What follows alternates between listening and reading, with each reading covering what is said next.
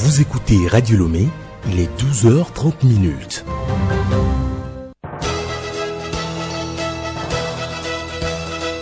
Le journal Hélène Assabi.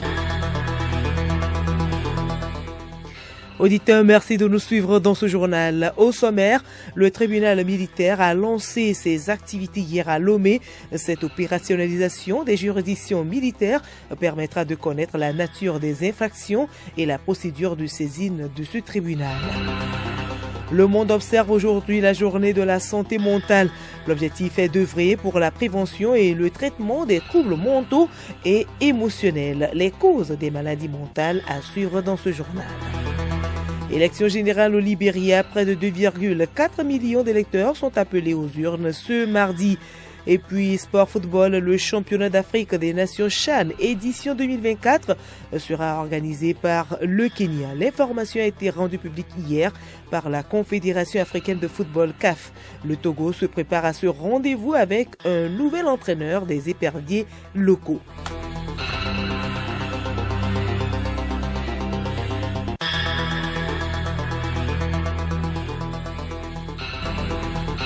radiolomé.tg. Mesdames et messieurs, une fois encore, bonjour.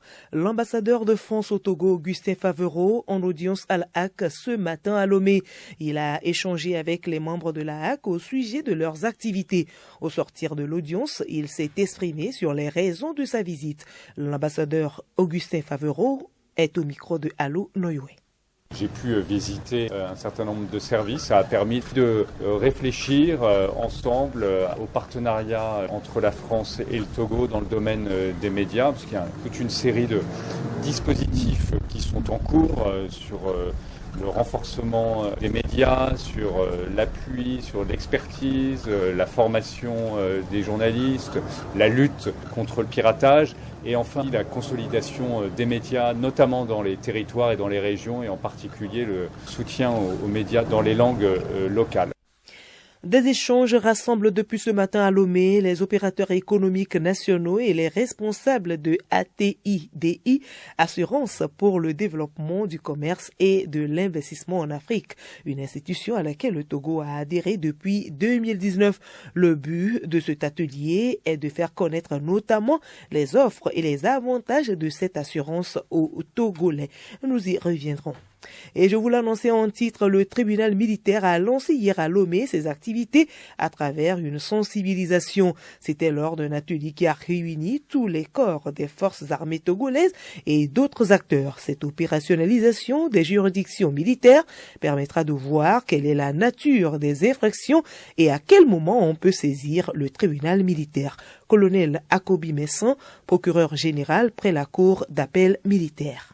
Nous allons le voir au cours de cet atelier. Il sera question, entre autres, de présenter non seulement à nos collègues des forces armées togolaises et des corps paramilitaires quelle est la nature des infractions, à quel moment on peut saisir le tribunal militaire et qui peut être justiciable devant ces juridictions. On va parler de la compétence des juridictions militaires, de la nécessité pour le gouvernement de mettre en place ces juridictions militaires. Les fonctions de siège seront assurées par non seulement les magistrats de droit commun, mais aussi militaires, mais également des assesseurs militaires de différents grades qui vont participer à l'animation de cette juridiction. Par contre, les fonctions d'instruction et de poursuite seront exclusivement réservées aux magistrats militaires. Pour le ministre en charge de la Justice, Pius Agbetomé, les militaires togolais jouissent des mêmes droits et devoirs que les civils. Nous avons à bâtir la justice. La justice qui est rendue au nom du peuple togolais. Nous devons faire mentir la légende.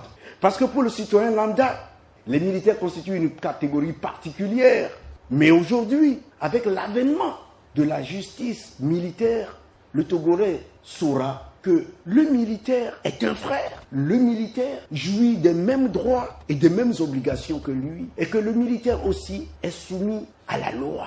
Les juridictions militaires sont conçues pour être animées non seulement par les magistrats de l'ordre civil, mais aussi par les magistrats purement militaires formés à cet effet. Parlons consommation locale à présent. Le mois de la consommation locale a été officiellement lancé hier à Lomé. L'objectif de cet événement est de stimuler la consommation locale en vue de booster la compétitivité des entreprises togolaises, d'où le thème « Quelle stratégie pour stimuler la consommation des biens et services locaux ?» Une visite des stands des produits locaux s'est déroulée hier au centre des expositions et foires de Lomé. Reportage Hervé Segbon.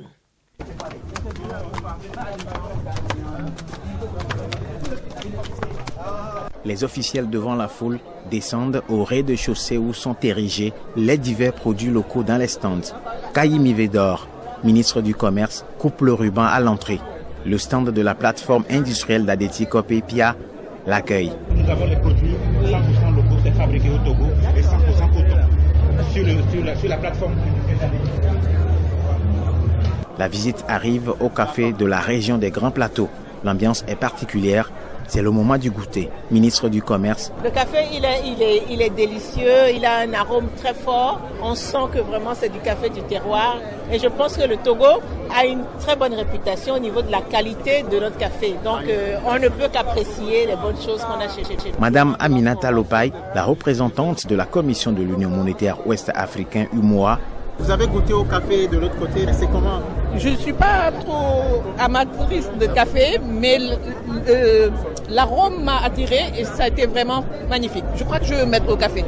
Le Togo fabrique le tissu quinté dans la région de Dapaon. À son stand, c'est de l'admiration.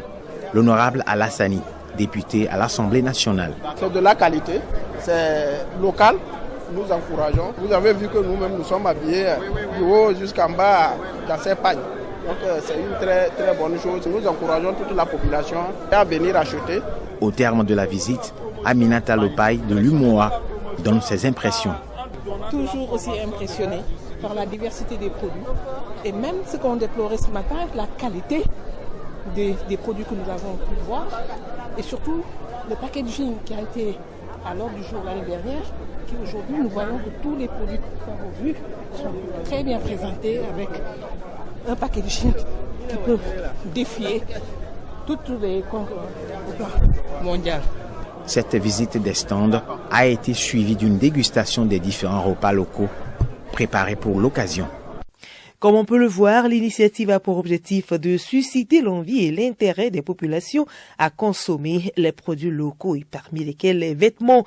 Les efforts du gouvernement dans ce domaine avec Geneviève Pognon. Dans mon ministère, tous les vendredis, nous sommes en tenue locale. Nous sommes en train d'envisager comment avoir un label en matière d'habillement local, comme cela se fait ailleurs. Voilà les propos de Kodjo Tepe Adéché quand il était à la tête du ministère du Commerce. Il a fait ses déclarations lors du lancement de la 3e édition du consommé local.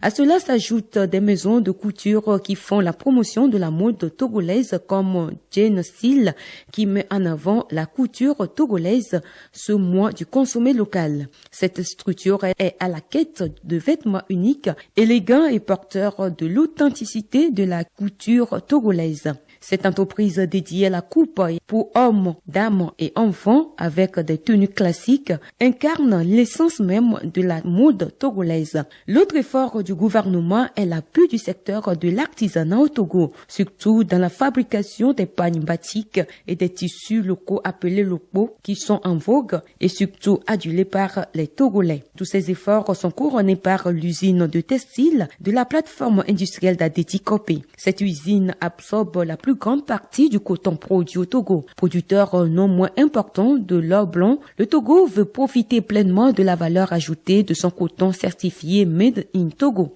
Des vêtements, les t-shirts Made in Togo confectionnés au sein de l'usine de textile de la PIA sont commercialisés déjà au Togo et ailleurs. Avec cette usine, notre pays ambitionne se positionner comme l'une des plaques tournantes régionales majeures de l'industrie textile. Le Togo espère générer annuellement plus de 20 milliards de francs CFA de recettes à l'exportation. Depuis quelques années, le Togo s'est doté d'une politique du textile et de l'habillement 2022-2030, d'où la mise en place de ces usines de transformation du coton togolais. Et avec la consommation de nos produits locaux, on peut avoir une bonne santé mentale. La santé mentale fait partie, au même titre que la santé physique, de la santé de façon globale. C'est à juste titre qu'une journée mondiale de la santé mentale est célébrée chaque 10 octobre. Elle vise à faire progresser la prévention et le traitement des troubles mentaux et émotionnels. Quelles peuvent être les causes des maladies mentales? Comment prévenir ces maladies? Élément de réponse dans ce dossier de Juliette Camdé. La pauvreté, les conflits ou la violence au sein de la famille, la négligence pendant la petite enfance, le fait d'avoir un parent qui a un problème de toxicomanie, un logement inhabitable ou dangereux, la perte d'un être cher ou de son travail sont autant de facteurs pouvant engendrer une maladie mentale. Comme exemple de maladie mentale, on peut citer les troubles de l'humeur. Ici, il est question de la dépression. Oui, la dépression est la première maladie mentale. La schizophrénie, les troubles anxieux, les troubles de la personnalité, les troubles de l'alimentation, les jeux de hasard et jeux pathologiques, la consommation de substances sont d'autres exemples de maladies mentales. Le secret d'une santé mentale saine, c'est une vie équilibrée. Favoriser l'établissement de relations saines et positives. Avoir un bon sens de l'humour. Le rire est en effet très bon pour la santé mentale. Ne faire qu'une seule chose à la fois. Ne pas négliger ses passe-temps. Faire du bénévolat. Se fixer des objectifs réalistes. Demeurer actif. Prendre quelques minutes chaque jour pour fermer les yeux. Prendre quelques grandes respirations et se détacher de son environnement. Cela contribue à diminuer la tension artérielle et à calmer l'esprit. Collectionner les beaux moments. Dresser chaque jour une liste de 3 choses pour lesquelles on est reconnaissant. La gratitude renforce le système immunitaire. Merci à vous Juliette Camdé pour ces conseils. Hors du Togo, élection au Libéria, près de 2,4 millions d'électeurs sont appelés aux urnes ce mardi. Il s'agit d'élections générales, sénatoriales, législatives et présidentielles. À ce titre, le président sortant Georges Weah brigue un second mandat, mais le contexte ne lui semble pas favorable. Clarisse Tombité. Ce scrutin présidentiel s'annonce disputé en raison d'abord de l'ampleur de la compétition. En tout, 20 tickets présidentiels sont à compétition. Parmi ces tickets, il y a des poids lourds. C'est notamment le cas d'Alexander Koumis, homme d'affaires qui a fait ses armes à l'étranger. Il y a aussi la présence de l'ancien vice-président Joseph Boaké. Et puis, le président sortant Georges Weah qui brigue un second mandat malgré un bilan contesté. Ces élections sont les premières que le pays organise seul suite au départ en 2018 des forces de maintien de la paix des Nations Unies. Néanmoins, ces élections suscitent beaucoup d'attention de la part de la communauté internationale, en témoigne cette forte présence d'observateurs internationaux. Il y a notamment l'ESA, un programme de paix financé par l'UCED, l'Union africaine, le WANEP, Société civile ouest-africaine et la CEDEAO. Le vote se déroule de 8h à 18h. La Commission nationale des élections a 2 semaines pour publier les résultats. Élection toujours, J-30 avant le premier tour de l'élection présidentielle à Madagascar. Conformément aux règles électorales, la campagne officielle a démarré ce mardi. Le président sortant André Rajoelina a commencé sa tournée par le nord avec un premier meeting à Diego en fin d'après-midi. En revanche, hier, ses concurrents du collectif des 11 candidats ont annoncé ne pas vouloir faire campagne, mais poursuivre leur marche pacifique quotidienne. Ils réclament toujours la disqualification de André Rajoelina à la course à la magistrature suprême du fait de sa naturalisation française et ils revendiquent donc la recomposition des institutions liées à l'organisation du scrutin. L'état-major français a confirmé ce mardi les premiers départs des militaires et d'équipements français du Niger. Cela confirme l'annonce faite la veille par le régime militaire nigérien selon laquelle les opérations pour le retrait des quelques 1400 soldats français présents au Niger commenceraient mardi sous escorte de l'armée nigérienne. Cameroun, le dernier bilan fait état d'au moins 30 morts dans le quartier de Mbankolo où un éboulement l'éboulement s'est produit dimanche dernier. Et puis guerre Israël-Hamas, le patron des Nations Unies, Antonio Guterres, a à nouveau condamné les attaques du Hamas hier.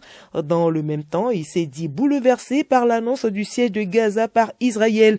Le secrétaire général de l'ONU a d'abord réitéré ses condamnations des attaques et des prises d'otages par le Hamas ainsi que les autres organisations impliquées. Il a demandé la cessation des combats et la libération des otages. 3 journalistes palestiniens sont également tués dans les frappes à Gaza. Et sans transition, nous passons au sport football. Le Togo sera-t-il au Kenya avec Koukbadia Kader comme nouvel entraîneur des éperviers locaux? Cette 8e du championnat d'Afrique des Nations CHAN 2024 sera organisée par le Kenya. Ainsi en a décidé la Confédération africaine de football CAF. Solim Lemon. L'information est tombée lundi. La Confédération africaine de football a désigné le Kenya pour organiser l'édition 2024 du championnat d'Afrique des Nations CHAN. L'idée derrière cette désignation est de faire un test grandeur nature avant la Coupe d'Afrique des Nations CAN 2027 qui sera aussi organisée par le Kenya. En plus de la CAN 2027, le Kenya a également été sélectionné pour accueillir le championnat d'Afrique des Nations CHAN en septembre 2024, indique un communiqué officiel de la présidence du Kenya. Le CHAN est réservé aux joueurs locaux évoluant dans les championnats nationaux. Le pays hôte étant désigné, les éliminatoires du CHAN pourront bientôt démarrer. Le Togo veut bien participer à cette 8e édition du CHAN. Et pour ce faire, le choix a été porté sur le meilleur buteur de la sélection togolaise, Mohamed Koukbadia Kader.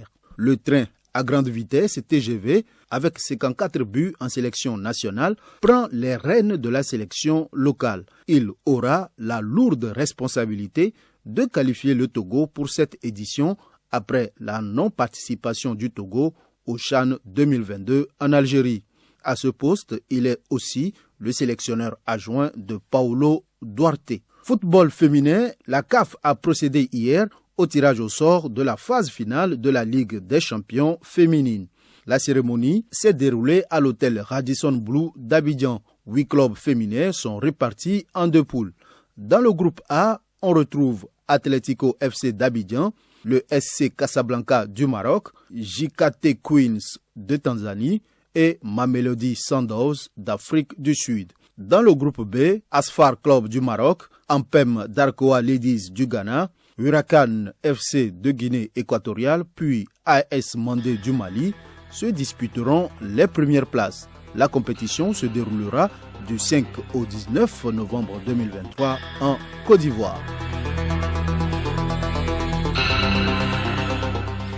Et voilà, c'est sur cette note de sport que nous mettons fin à cette édition. Merci à vous de l'avoir suivi. Le rappel des titres. Le tribunal militaire a lancé ses activités hier à Lomé. Cette opérationnalisation des juridictions militaires permet de connaître la nature des infractions et la procédure de saisine de ce tribunal.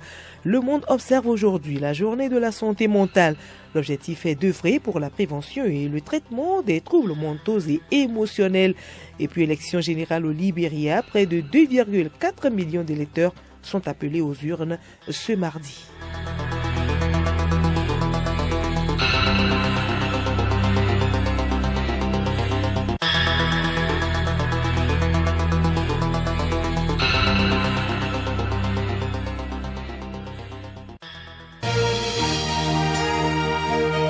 Radio Lomé, boîte postale 434, email radiolomé@radiolomé.tg.